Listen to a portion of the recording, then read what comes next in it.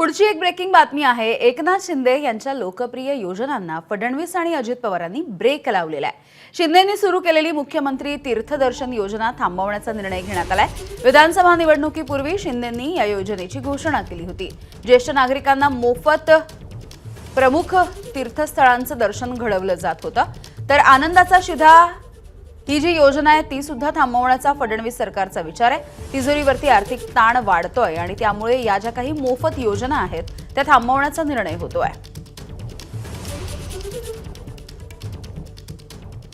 दरम्यान मुख्यमंत्री तीर्थदर्शन योजना ही बंद होणार नाही असं प्रताप सरनाईक म्हणतात। बघूयात।